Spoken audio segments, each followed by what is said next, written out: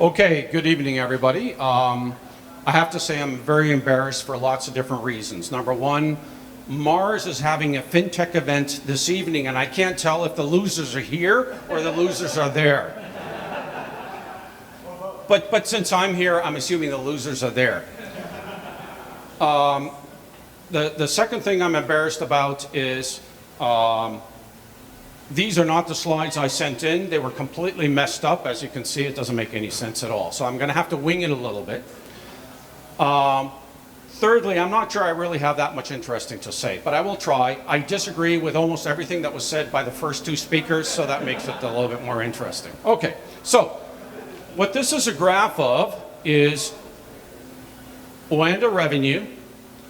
I'm an old guy, lots of white hair, so it's OANDA revenue from 1996 all the way up to 2012, okay? And I'll tell you why I stopped the graph here. I'm still involved on the board of OANDA, so I can't say everything I would like to say. You know, I have to be careful, corporate governance, et cetera, et cetera.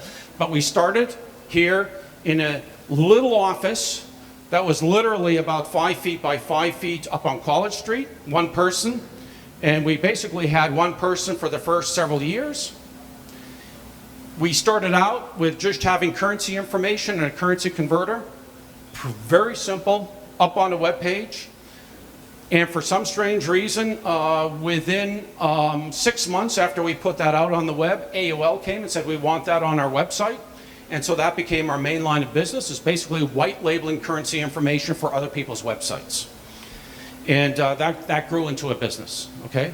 By the time 2012 comes along, we had grown into a pretty successful business. We had gone into currency trading. Currency trading, we did probably about somewhere between 10 and $15 billion of cash flow every single day.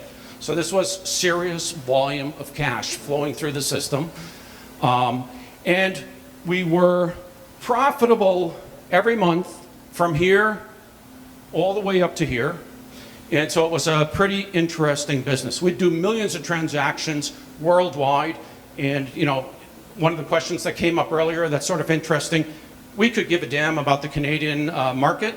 We told Canadian customers to go away. We were not interested. We were international from day one, and we were actually a US-based company. We had an office in New York before we had any people in New York, but we always claimed we were a US office. So we always had the outlook of being very international, not Canadian focused, and we thought that was sort of important.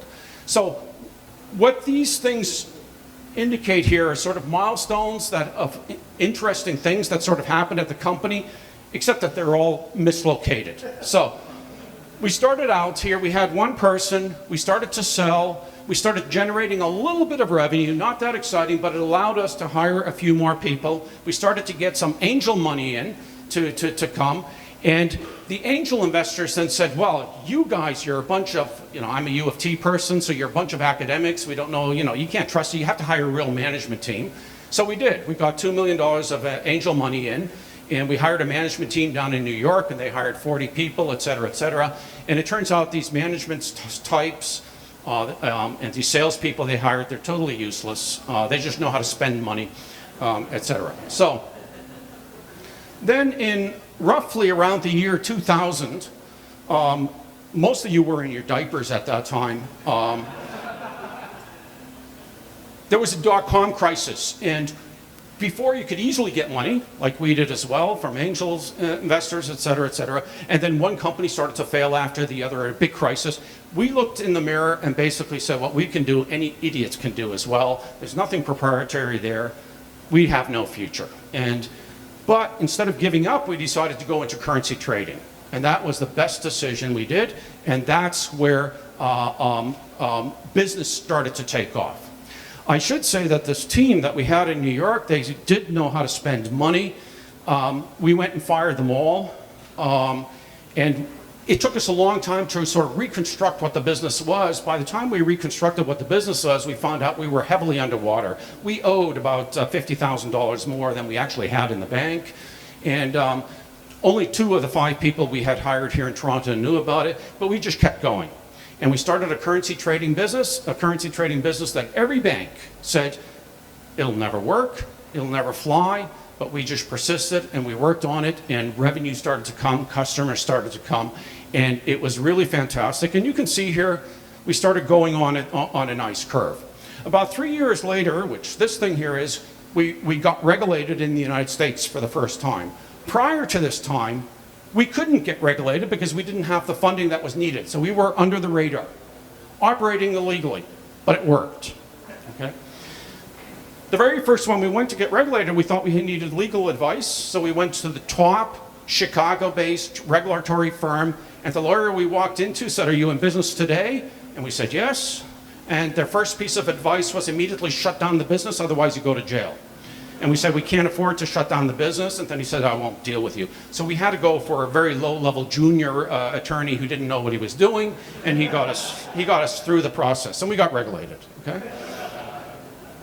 And you can see, you know, this thing here is supposed to be here, and you can see after you got regulated, business really started to grow.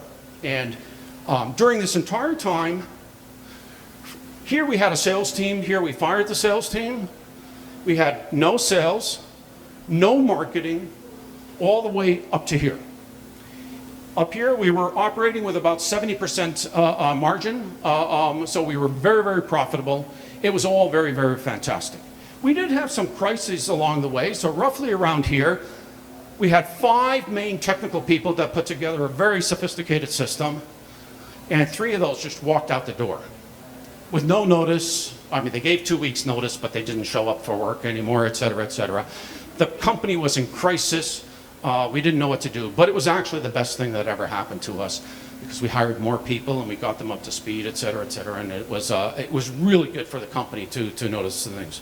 You waving at yourself because you're hot or because I'm making a mistake? Okay.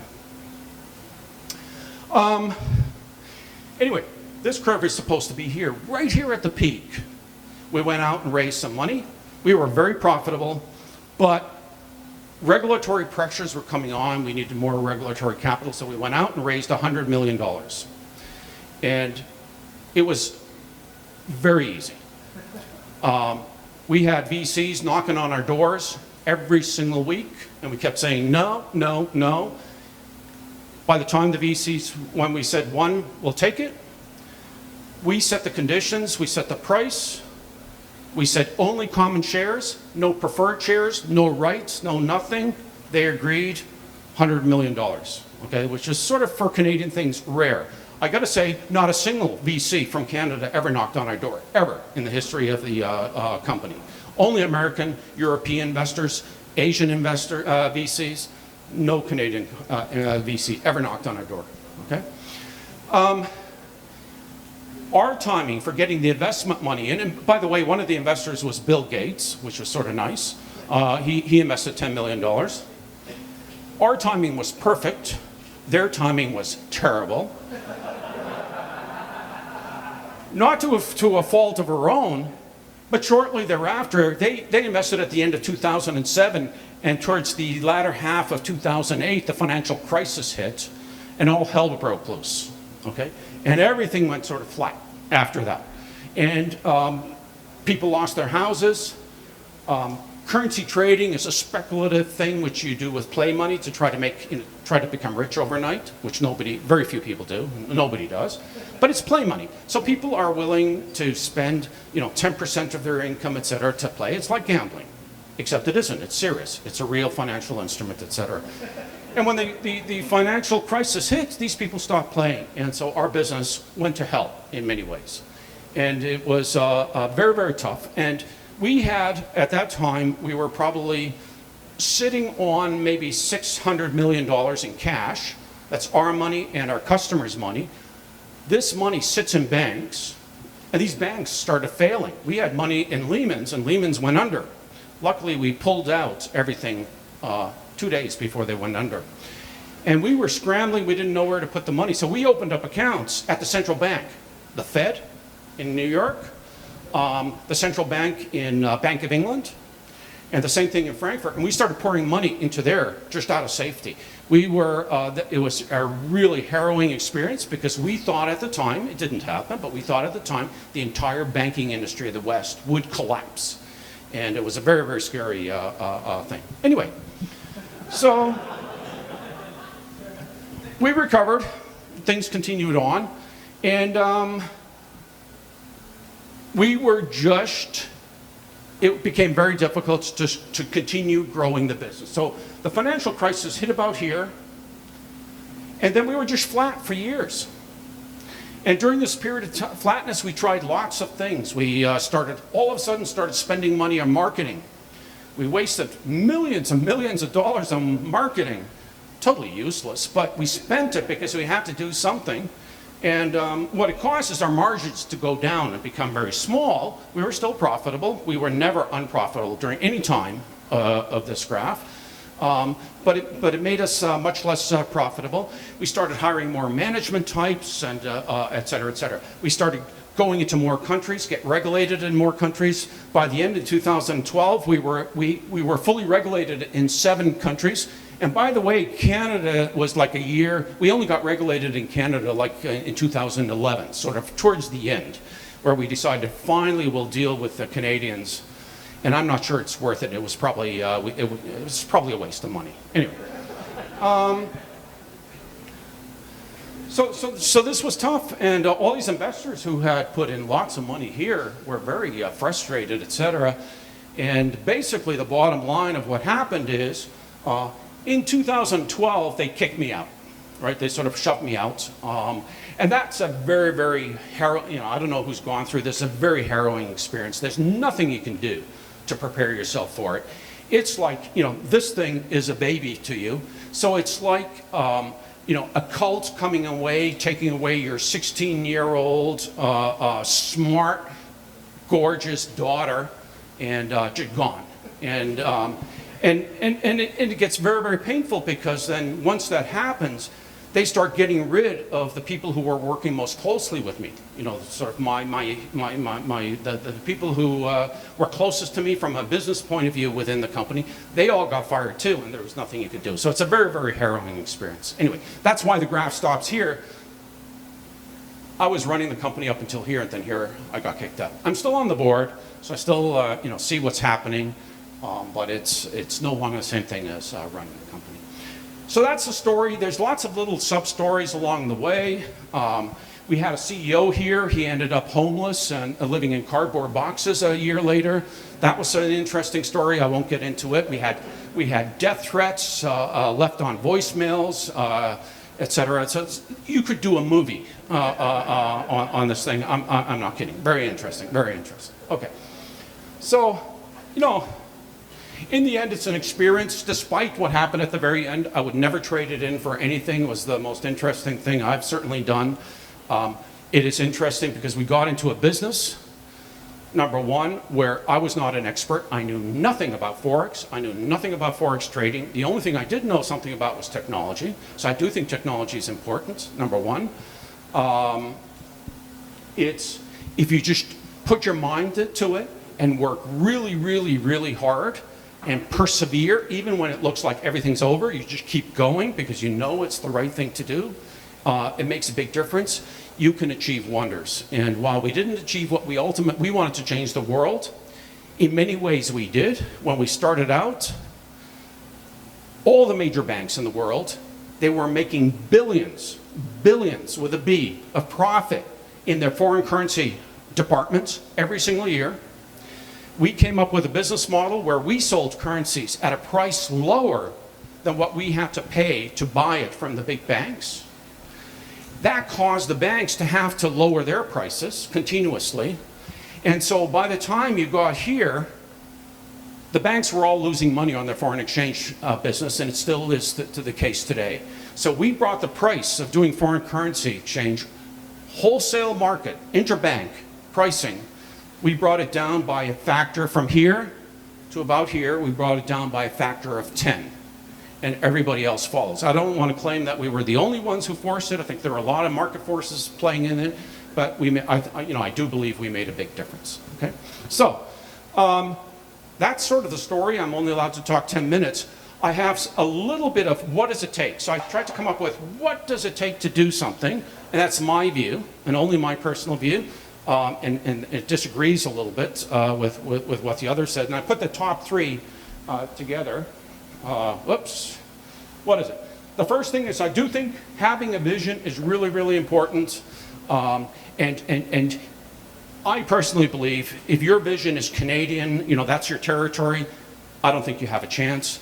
You have a couple of things set against you as a Canadian right from the get-go. Number one, the financial industry in Canada, the banks, the insurance companies, they're 10 years behind the Americans, and the Americans are 10 years behind the Europeans and the Asians.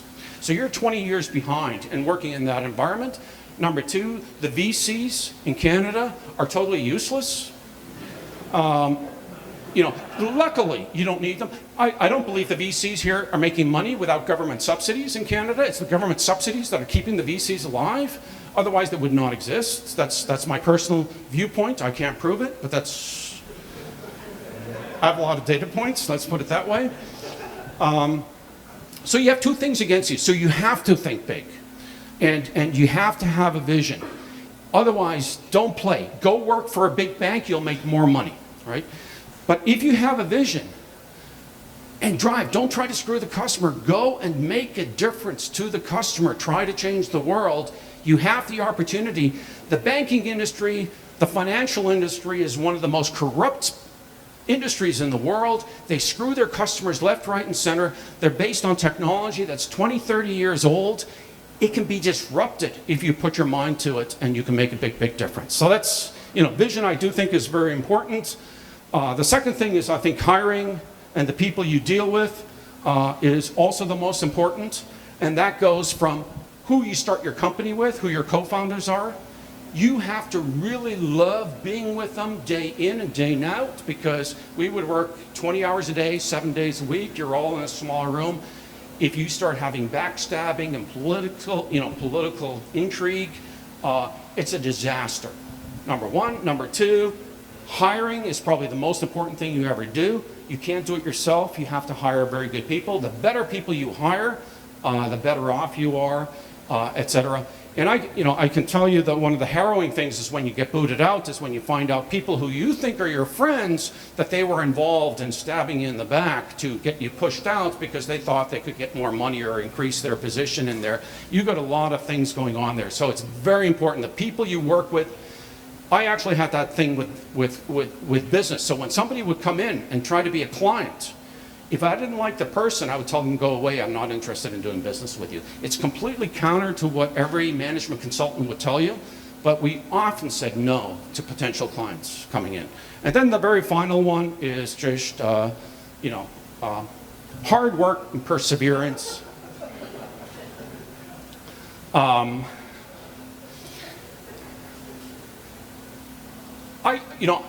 generally find that is true in every endeavor. You look at the musicians, you look at it, let's say Mick Jagger or David Bowie, those are all workaholics. You look at Picasso, he's a workaholic. Anybody who's ever successful is a workaholic. They work day in and day out, et cetera, et cetera. They persevere, they don't let them, when something goes wrong, it's okay to fail. I had another startup. In the other startup, we raised $360 million, and we never made 1 cent of revenue, and we failed miserably, and that's okay. It wasn't my money, it was somebody else's money.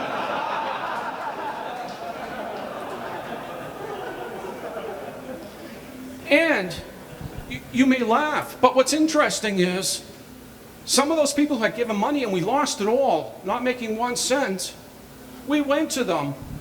I went to them, then with OANDA a couple years later, and I walk in the door and say, you lost all your money with my previous company, now we're asking for money again, and they said, yeah, where can we sign up, right? So that is their business, and that's all fine. Failing is fine. You learn so many lessons in doing it. Just persevere, get back up, keep on doing it, et cetera, okay? And then finally, I'm gonna upset a lot of people here, more than I already have so far. I strongly believe that, if your goal is to make money, don't become an entrepreneur. Just go work for a bank. Chances are higher that you will make money working for a bank, right? If you plan on screwing customers, and banks screw customers by charging 20% for a piece of crap, and then you go in, oh, I'll only charge 15. What a great business model. Don't, just go work for the bank and siphon off some money off that 20%. If your target's Canada, I also think you have a better chance of making money. There'll always be a few exceptions. You'll make some money, etc. If you have an idea for an app, it's just not big enough. You have to have a bigger vision. You want to change the world. Just go work for a bank. It's fine to work for a bank. The only downside is you have to wear a suit. That's okay. That's what did I miss, Jay? Okay, good. Questions, please. Yes, sir. I have a question. In Canada, I actually worked for banks, so no longer. In Canada, the banks still charge like 1% spread on USD CAD. Do you see ways to disrupt that?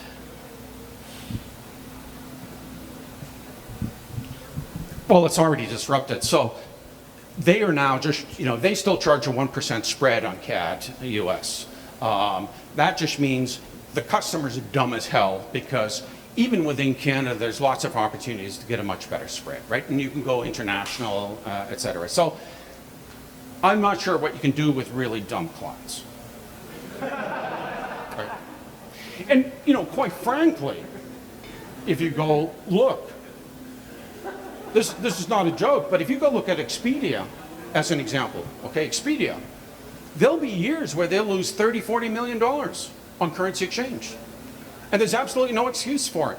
But the board doesn't understand foreign exchange, so the CFO just gets up, well, it's the currency markets, we're against us. What can we do? And nobody's there to tell them, well, you could have done something. I tried to get them to change, but their financial system is based on sending spreadsheets back and forth by email, in which case you're toast. Okay. They may have fixed it up in the meantime. Yes, sir. Thanks, of course, for an extremely inspiring and entertaining talk. I had a question. You said that you never had much success with spending money on marketing and sales. And you also mentioned that right at the start, the original technology was not a big deal. Anybody else could have copied it or might have been able to, which was the initial pivot. So what was your edge or your moat that helped you? Okay, that's a very good question. And you're correct in paraphrasing what I said, but I didn't mean it that way. Our technology, anybody could have copied it, is when we had the information website out with information. The trading system is still modern today, and we wrote it 15, 20 years ago. It is, our cost per transaction was about 1.5 cents for each transaction. If you went to the big banks, they would tell you their transaction cost was between $30 and $70 per transaction. So the technology on that front did make a big difference. So that that was a big one. But the other one was the business model. We were selling goods below the cost of goods for us. And that takes a smart business model to be able to do that.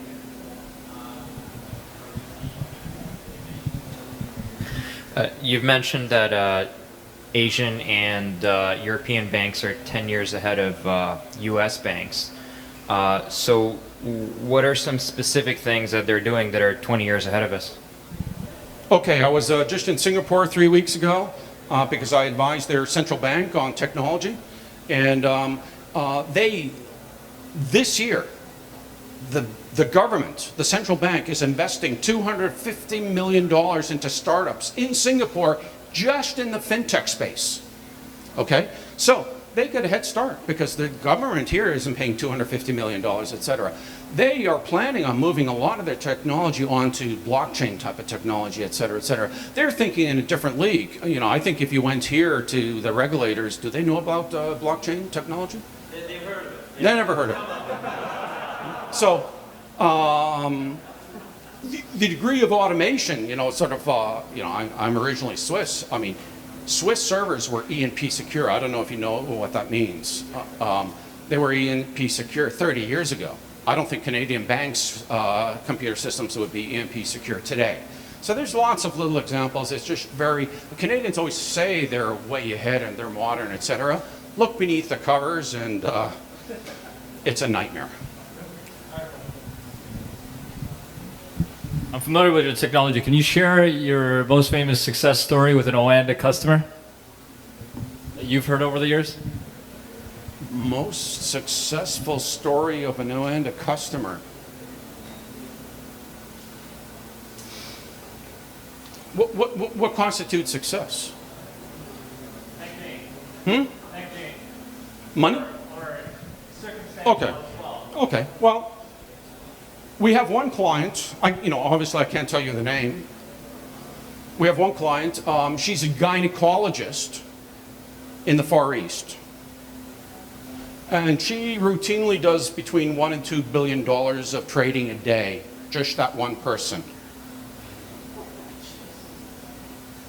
That's no marketing, no sales. We would call her periodically because sometimes she would lose a few million, and we want to soothe her nerves, and we would tell her, maybe she should take a course on how to trade currencies. And she said money's not an issue. She doesn't care. She does it. She trades to soothe her nerves. Anyway, wonderful customer. Wonderful customer. We had. At the other extreme, there's several OANDians here, Jay and Baiju and Chris. They will remember this. We had a customer from Dallas, Texas. His net worth, because financial institution, we'd have to ask what your net worth was. His net worth was $5,000. His job was flipping hamburgers at McDonald's. He did not own a computer, but every single day he went to the library to trade currencies. He did not know anything, but he loved trading currencies. One day he called because I think the government of Ecuador passed a law saying currency trading is illegal. And he was all concerned he might go to jail. And I tried to convey to him that Ecuador was another country. Its laws did not apply to him living in Dallas. He did not understand the notion of what another country is, right? We loved, he was not big business, but he was interesting. He called almost every day. So. Yes, sir. So what are you doing now, or what are you doing next? Well, when I did this, I only did it part-time. So I've always been a prof at U of T, and I still am, and I can, I do research there. Right now I'm working primarily with Facebook because I love the scalability problems. When they do a small experiment, they do it with 100,000 servers. It's just fantastic stuff. The way they develop software is absolutely mind-boggling. It's good. There's, I've published a few papers on that stuff. So right now I'm not doing a startup. I talk to quite a number of them and periodically advise them, sort of like 3-4, I meet with 3-4 startups every week. My first advice to every startup is don't listen to any advice you get from anybody else, because we didn't listen to it. And in fact, when somebody gave us advice, we usually did the opposite, and it was the right thing to do. And so, I have to say the same thing. And I can always tell the IQ of the entrepreneur because there's a paradox in that statement, and very few of the entrepreneurs notice the paradox. If you could go back, what are 1 to 3 things you would do differently next time?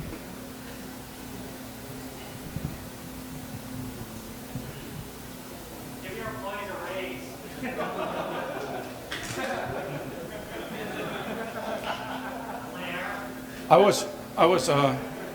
No, I wouldn't do that differently. I was, all the former OANDians know I was extremely frugal. I was extremely frugal with myself, and we paid nice salaries, but not high salaries. It's difficult to say what you would do in retrospect. Probably what we should have done is marketing I think can be very effective, but it's very, very difficult. It's very analytical. You got to have the things in place to do it.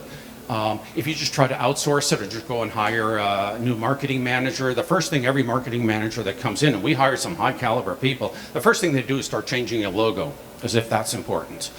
But I think, building up the analytics, probably start earlier, that was a mistake. Bringing in the 100 million, the question in retrospect, in the end it cost me my job, probably. Should we have only brought in 70 million? But we thought 100 million, we could have gone for 200 million at the time, but we thought 100 million would be a nice round number. Maybe it was too much. And certainly maybe I would have gone with different VCs in retrospect. One of the VCs was very, very good. One of the VCs was sort of a little bit problematic, in my view, and that's just my view. Other than that, I don't know. It's difficult to say. It was overall a pretty nice journey. More questions. Okay, thank you very much for listening to me, and All right.